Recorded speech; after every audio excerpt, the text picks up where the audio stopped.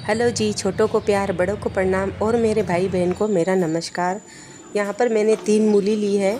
इस मूली को पहले मैंने अच्छे से साफ़ कर लिया पानी से। उसके बाद में इनके जो पत्ते हैं वो हटा दूँगी और जो इनके डंठल है मतलब डंडे हैं, इनके ऊपर के जो छिलका या फिर इनके अंदर से जड़ें निकली हुई होती है ना, उनको भी ऊपर से साफ़ कर लूँगी।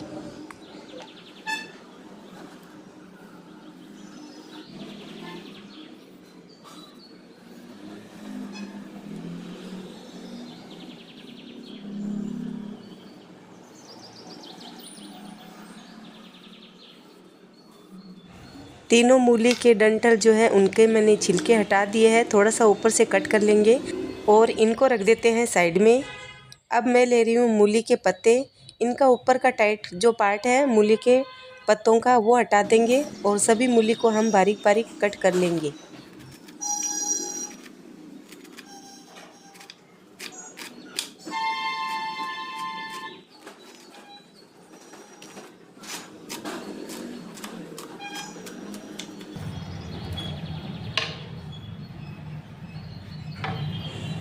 ये कटे हुए मूली के पत्ते एक बर्तन में डाल दूंगी। ये वाला बर्तन छोटा रहा तो मैंने बड़े वाली टोपियाँ यानी बर्तन में डाल दिया है।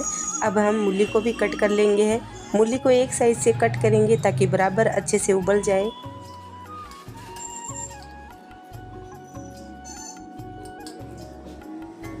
इसमें से थोड़ी सी मूली मैंने सैलेड के लिए रखी है। अब इस मूली को काट लेने के बाद में मैं नीचे के जो हरे पत्ते हैं वो ऊपर कर दूंगी और ये वाइट वाली जो मूली है वो नीचे कर दूंगी ताकि उबलने में आसानी रहे और ये वाइट वाला पार्ट जो है ना मूली का वो जल्दी उबल जाए। चलिए, यहाँ पर मैंने गैस जला दिया है और मूली चढ़ा दी है। इसमें 2 गिलास जितना पानी डाला है। पानी डालने के बाद में इसके ऊपर हम ढक्कन लगा देंगे और करीबन 5 से 7 मिनट उबलने के लिए छोड़ देते हैं। तब तक मैं यहाँ पर ले रही हूँ ये जंगली काचरा। अब आप हमेशा पूछते हो ये काचरा क्या होता है। इसको इंग्लिश में वाइल्ड कुकुम्बर भी कहते हैं, जो जंगल में या फिर खेतों में उगते हैं गर्मियों के टाइम पर। ये गर्मियों के टाइम में स्टोर करके रखते हैं मार्केट में लाने के लिए और इन दिनों में सर्दियों के दिनों में ये थोड़े महंगे बिकते हैं, लेकिन जो इनका स्वाद जानते हैं ना तो महंगे बिकते हैं तब भी लेकर आ जाते हैं। तो मैं आज इसकी लहसुनी चटनी बना रही हूँ। काचरा को छीलने का भी एक तरीका होता है। अगर आप गोल गोल कट कर लेते हो ना तो इसमें बिल्कुल भी वेस्ट नहीं जाता है और काचरा अच्छे से छिल जाता है। एक तो इस तरह से छील सकते हो, एक दूसरे तरीके से भी छील कर दिखाऊंगी।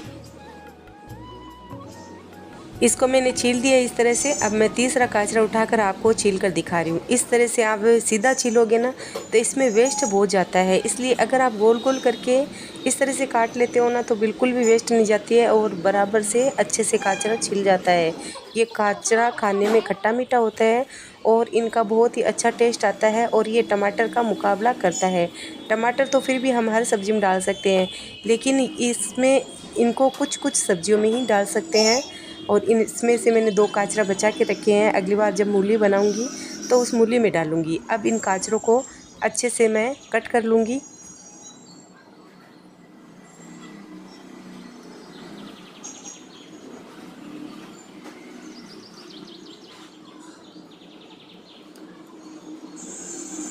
इन काचरों का बीज बहुत ही टेस्टी होता है, खाने में बहुत ही स्वादिष्ट लगता है और इनको इसी तरीके से ही ज़्यादातर काटा जाता है। इनको फिर से बता रही हूँ, वाइल्ड कुकुम्बर भी कहते हैं। सभी वाइल्ड कुकुम्बर को मैंने काट लिया है और अब इसको मैं रख देती हूँ साइड में। इसमें डालने के लिए अब मैं मसाला बना रही हूँ। अब सबसे पहले मैं डाल रही हूँ लहसुन। लहसुन आप जितना चाहो डाल सकते हो इसमें, और बिना लहसुन के भी बना सकते हो, लेकिन लहसुन से ज़्यादा अच्छी बनती है। और इसमें डाल रही हूँ मैं अदरक का टुकड़ा। 2 से 3 तीखी वाली हरी मिर्च, इनको भी काट कर मैं इसमें डाल रही हूँ ताकि अच्छे से ये दरदरा कूट जाए लहसुन, अदरक और हरी मिर्च।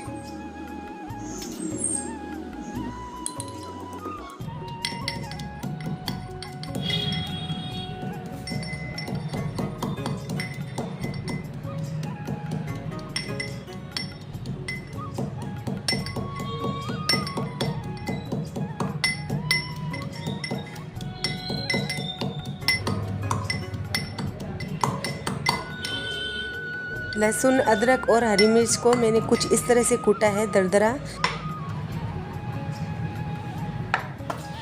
अब इन कटे हुए गाजरों में डाल रही हूँ मैं 1 चम्मच धनिया पाउडर, आधा चम्मच से थोड़ा सा कम हल्दी पाउडर। हल्दी पाउडर इसमें थोड़ा ही डलता है। और इसमें डालेंगे ज़्यादा लाल मिर्च, तो लाल मिर्च इसमें 2 चम्मच डाल रही हूँ। और हरी मिर्च मैंने जो कूटी थी ना, वो तीखी थी।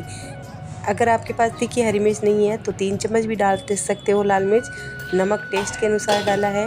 इनको अब साइड में रख कर हम ओखली वाला कूटा हुआ दरदरा लहसुन, अदरक और हरी मिर्च डाल देते हैं। इनको डालने के बाद में हम इसमें थोड़ा सा तेल भी डालेंगे। तो मैं इसमें मूंगफली का तेल डाल रही हूँ, आपके पास कोई सा भी तेल हो तो डाल सकते हो।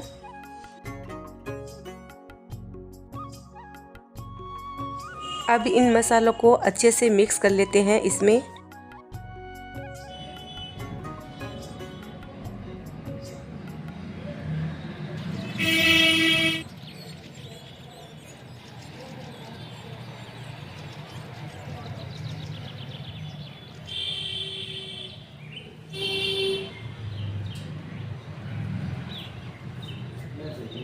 सभी मसालों को कुछ इस तरह से मिक्स कर लिया है और अब इसको 5 मिनट के लिए रेस्ट पर छोड़ देते हैं। तो चलिए 4 से 5 मिनट हो चुके हैं। अब हमारी इधर मूली भी अच्छे से उबल चुकी है और गैस को मैंने पहले बंद कर दिया था 2 मिनट पहले ही। और ये हमारी मूली किस तरह से उबली है आप देख सकते हो। इस तरह से टूट जाए तो मूली अच्छे से उबल चुकी है। अब इसको एक छलनी में छान लूँगी। मूली को मैंने छलनी में छान कर रख दिया है साइड में। अब यहाँ पर मैं गैस जला दूँगी और चढ़ा दूँगी कढ़ाई और इसमें डाल दूँगी मूंगफली का तेल।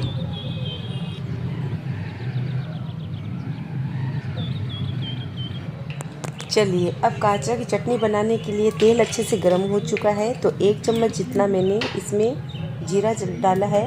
जब जीरा अच्छे से चटक जाए तब इसमें 1 छोटा चम्मच हींग डाल देंगे।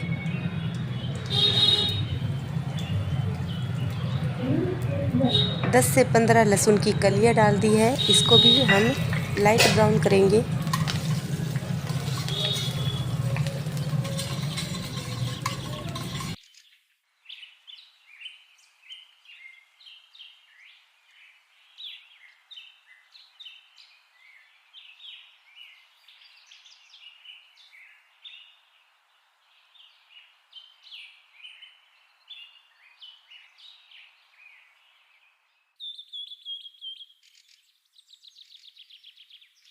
लहसुन को अच्छे से मैंने लाइट ब्राउन कर लिया है।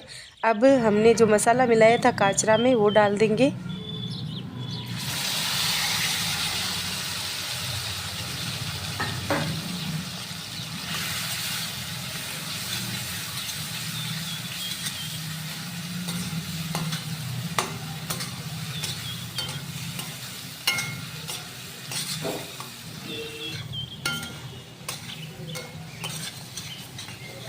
गाजरों को मैंने अच्छे से धीमी आंच में 2-3 मिनट चलाते हुए पका लिया है। मसालों को भी भून लिया है।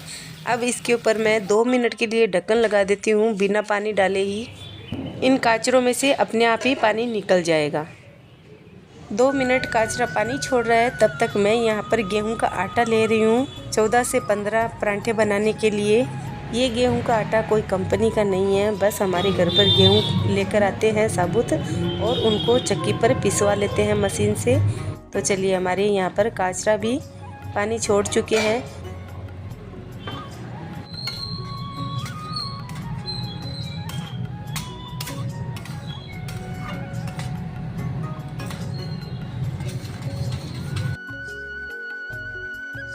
नमक को मैंने अच्छे से मिक्स कर दिया है इन गाजरों में।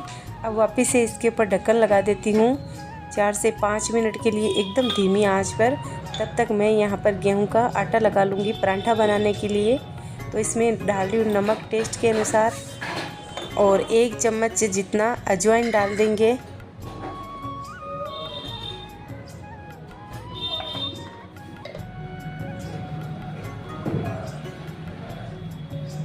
अजवाइन डाल देने के बाद मैं इसमें डाल रही हूँ 1 छोटा चम्मच हींग का।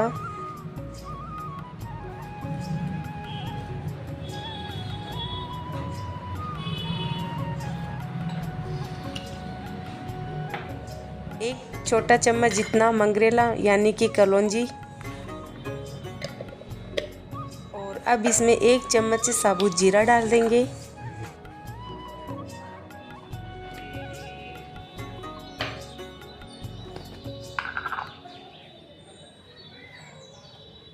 अब इसमें 1 चम्मच गरम मसाला पाउडर डाल दिया है और आधा चम्मच हल्दी पाउडर, 2 चम्मच लाल मिर्च पाउडर और 1 चम्मच धनिया पाउडर।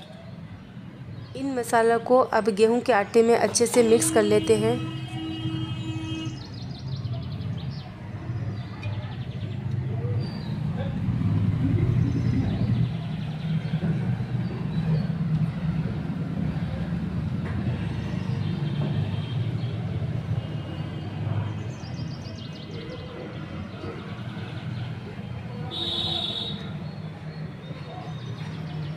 सभी मसालों को गेहूं के आटे में मिक्स कर लिया है। अब ये उबली हुई मूली डाल देंगे।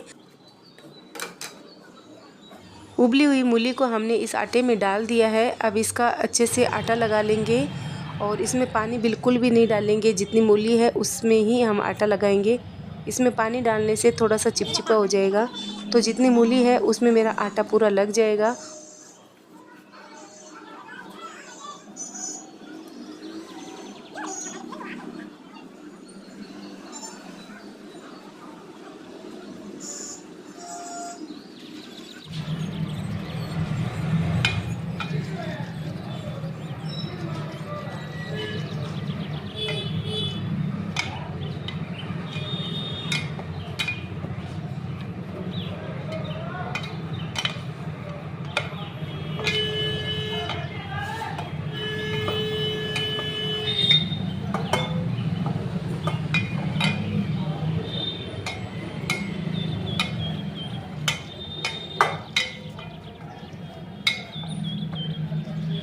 मूली का आटा मैंने अच्छे से लगा लिया है। अब इसके ऊपर थोड़ा सा हम तेल लगा देते हैं और वापस से थोड़ा इसको इस तरह से मल लेंगे।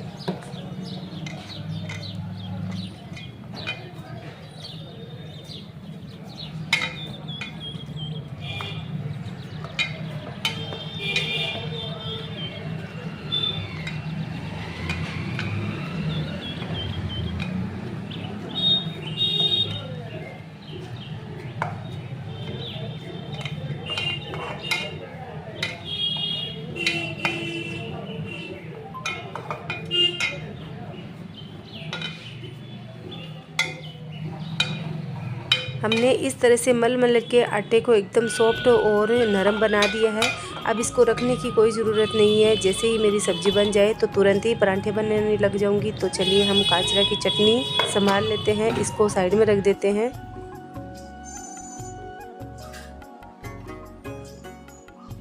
काजरा की लहसुनी चटनी बनकर तैयार हो चुकी है। अब इसमें हम हरा धनिया डाल देंगे।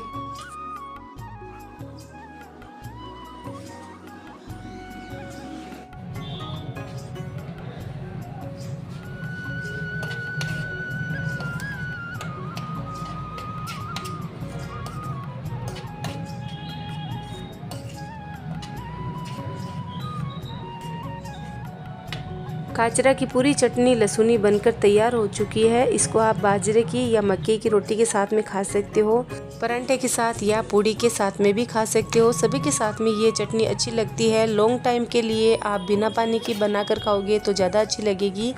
ये 1 महीने 15 दिन 20 दिन भी रहती है। को बनाकर रख लेती हूँ फ्रिज में, जब ज़रूरत पड़ती है तब हम अचार के अनुसार, जैसे अचार लेते हैं ना वैसे थोड़ा थोड़ा लेकर सब खा लेते हैं। तो ये लहसुनी मैंने काजरे की चटनी बना दी है। इसको रख देती हूँ साइड में और यहाँ पर मैं चढ़ा देती हूँ तवा। तो उसके लिए मैं जला दूँगी गैस, चढ़ा दूँगी तवा और यहाँ पर हम परांठे बनाने लग जाएंगे मूली के। तो एक मैं रोटी की जितनी लोई तोड़ रही हूँ इस आटे से, और लोई तोड़ने के बाद में इस तरह से अच्छे से हम लोई को सॉफ्ट करेंगे। सॉफ्ट करने के बाद में मैं इसके ऊपर आटा लगा लूँगी और एक अच्छी सी घेरी बनाकर चकले पर रखकर इसको बेलना चालू कर दूँगी। तो अब जैसे मैं रोटी बनाती हूँ ना वही वाली इस तरह से घेरी बना रही हूँ, और घेरी बनाने के बाद में चकले पर इसके ऊपर आटा लगा कर रख दूँगी और बेलन से अच्छे से हम गोल इसको बेल लेंगे।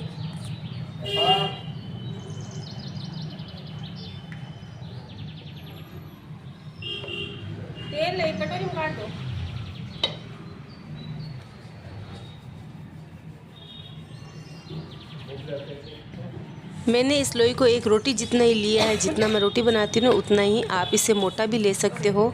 अब इसके ऊपर मैं तेल लगा दूँगी और पूरे पर तेल फैला दूँगी। फैलाने के बाद में एक साइड में इसको अच्छे से फोल्ड कर देंगे और फिर हम दूसरी साइड में से उठाकर भी ट्रायंगल का शेप दे देंगे। आप चकोर भी बना सकते हो इसको। इस तरह से हम मोड़ लेंगे इस रोटी को और इसके ऊपर भी थोड़ा सा तेल लगा देंगे और इसके बाद में एक तरफ से उठाकर इसको इससे जोड़ देंगे और अच्छे से इसको दबाते हुए हम इसके ऊपर आटा लगाकर वापस से बेलना चालू कर देंगे। अब इसको अच्छे से हल्के हाथों से हम गोल गोल रोटी बनाते हैं ना, वैसे अगर बेलेंगे तो ट्रायंगल शेप हो जाएगा, तिकोना शेप हो जाएगा और ये बच्चों को बहुत पसंद आएगा खाने में। ये वाला परांठा ज़्यादा अक्सर मैं इस तरह के परांठे बनाती हूँ क्योंकि मेरे बच्चों को इस तरह के परांठे पसंद है। और ये करारे भी बनते हैं, अंदर से सॉफ्ट भी बनते हैं, ऊपर से करारे और अंदर से सॉफ्ट। चलिए इस परांठे को मैंने बना लिया है और आपको मैं दिखाती हूँ इसकी थिकनेस कितनी पतली है। ये पतले परांठे हैं, हमें बहुत पसंद है इस तरह के पतले परांठे। जाड़े परांठे बच्चे कम खाते हैं और बड़े भी कम खाते हैं, तो मैं इस तरह की ज़्यादातर पतले परांठे बनाती हूँ ताकि पचने में भी आसानी रहे। अब इसके ऊपर आप चाहो तो बटर से सेक सकते हो, आप चाहो घी से या फिर तेल से। मैं मूंगफली के तेल से बना रही हूँ। मूंगफली के तेल से ये परांठे बहुत ही अच्छे बनते हैं। इसको पलट देंगे, उल्टते पलटते अच्छे से इस परांठे को सेक लेते हैं।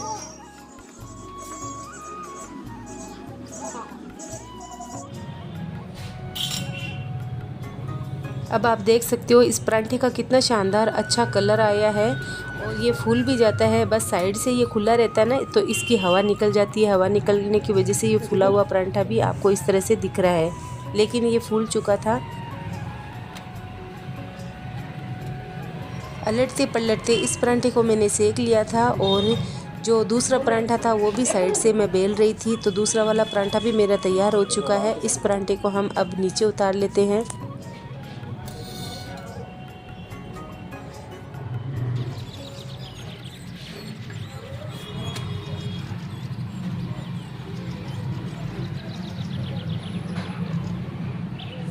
पहला परांठा मैंने अच्छे से सेक कर नीचे उतार लिया है और अब दूसरा परांठा भी हम इस तवे पर डाल देते हैं। कलर कितना अच्छा आया इस परांठे का। चलिए दूसरा वाला परांठा भी इसमें डाल दिया है। इसके ऊपर भी हम अभी तेल डाल देंगे। अभी तेल डाल देते हैं ना, तो परांठों में जो तेल का टेस्ट आता है ना, वो कच्चा तेल का टेस्ट नहीं आता है, पके हुए तेल का टेस्ट आता है और अच्छा लगता है। इससे परांठे करारे भी बन जाते हैं और सॉफ्ट भी बन जाते हैं। अगर हम पूरा परांठा सेकने के बाद में इस पर तेल डालते हैं तो वो करारे तो बन जाते हैं, लेकिन तेल भी कच्चा लगता है। तेल में थोड़ी स्मेल भी आती है कच्चेपन की। जब तक दूसरा परांठा सिक रहा है धीमी धीमी आंच में, तब तक हम यहाँ पर तीसरा परांठा भी बनाकर तैयार कर लेते हैं और बीच बीच में इस परांठे को भी देखते रहेंगे।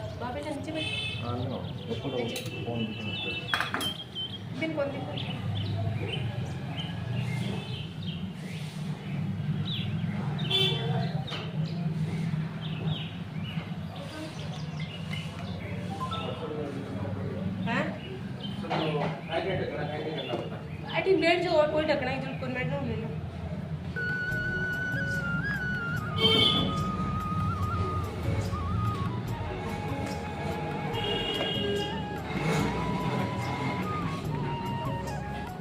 मैं 4-5 परांठा बना दिखाती भी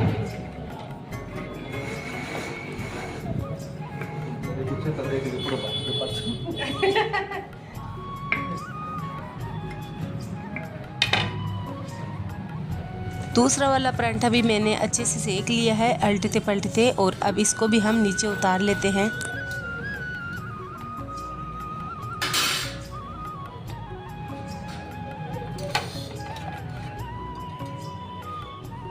तो इस तरह से मैंने दूसरा परांठा भी बनाकर तवे से उतार दिया है और तीसरा वाला परांठा डाल देते हैं। सभी परांठों को मैं इस तरह से नहीं बनाऊंगी, कुछ मैं गोल रोटी के जैसे भी परांठे बनाऊंगी, बस सिंपल से। कभी कभी जल्दी होती है ना खाने की सबको, तो मैं क्या करती हूँ, ट्रायंगल जिसको पसंद होते हैं उनको ट्रायंगल देती रहती हूँ, जिसको गोल रोटी वाले परांठे पसंद होते हैं वैसे बना देती हूँ। तो जैसे भी बनाओ स्वाद टेस्ट एक ही आएगा इनको खाने में। आज तो सच में मूली के परांठे इतने टेस्टी और करारे बने थे, तो मेरे लिए तो एक भी नहीं बचा था लास्ट में।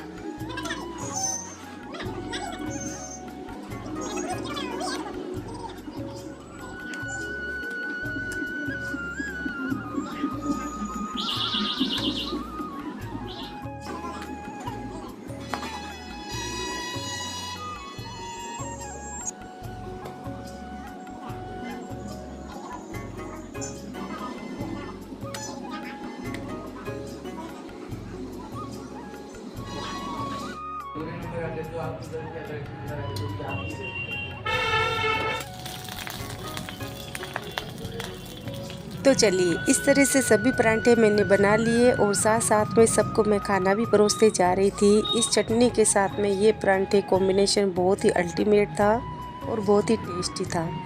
तो ये परांठे आप ज़रूर से बनाकर खाइएगा, आपको पता चल जाएगा कितने टेस्टी थे ये परांठे और कितने करारे बने थे। इस तरह की लहसुनी काचरे की चटनी अगर आप मेहमानों को बनाकर खिलाओगे ना, तो सच में मेहमान तारीफ़ करते ही नहीं थकेंगे। ये लहसुनी चटनी आसानी से आपको मैंने बनाना सिखाया है। ये बहुत ही अच्छी लगती है, लॉन्ग टाइम तक चलती भी है, फ्रीज में रख देते। और आप सब कहते हो ना ये काचरा कहाँ मिलता है। इन काचरों को सुखाकर ऑनलाइन बेचा जाता है। ऑनलाइन आपको अमेज़ोन पर काचरा नाम सर्च करने पर सूखे हुए काचरे आपको मिल जाएंगे। एक बार काचरा नाम से सर्च कीजिएगा, आपको वहाँ पे मिल जाएंगे। और अगर आपको मेरी वीडियो पसंद आए तो आप भी अपनी फैमिली के लिए इस तरह का खाना बनाइए, खुद खाइए, उनको खिलाइए और इन्जॉय कीजिए। और अगर आप अपने गांव का नाम, आपका नाम कमेंट में लिखोगे तो अगली वीडियो में आपका नाम लिया जाएगा।